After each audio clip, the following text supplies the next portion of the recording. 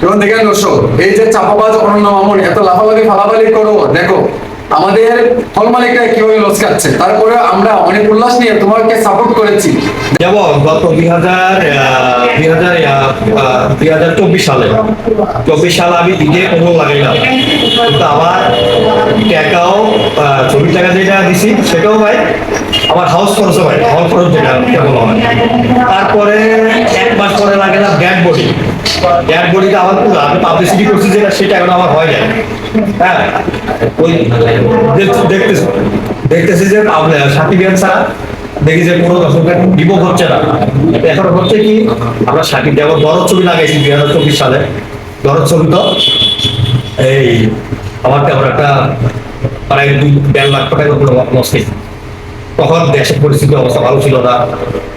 যেমন দেখেন দর্শক, এই যে চাপাবাজ অনন্য মামুন এত লাফালাফি ফালাফালি করো, দেখো আমাদের হল মালিকরা কিভাবে লস খাচ্ছে, তারপরে আমরা অনেক উল্লাস নিয়ে তোমাকে সাপোর্ট করেছি। দেখো 1.5 লক্ষ টাকা লস খেয়েছে আমাদের এই দরদ সিনেমাটি এনে। সো তুমি যে এত লাফালাফি করো, এগুলা লাফালাফি বেশি একটা করো না।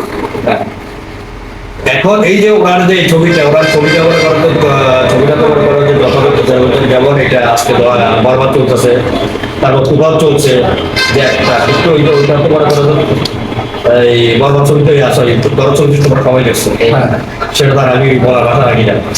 কারণ ছবি যদি গল্প ভালো থাকে, ছবি যদি কাহিনী এবং সংলাপ ভালো থাকে, অবশ্যই আমার দর্শক ভাইরা অবশ্যই। আর ছবি যদি হয় নাটক, ছবি যদি হয় অন্য কিছু, তাহলে তো আসবে না, কারণ এক একটা দর্শক ছবিটা তখন দিয়ে আসবে। এখানে শাকিব খানকেও বলতেছি না, আর এখানে ওই নায়ক সে যে হইতে পারে।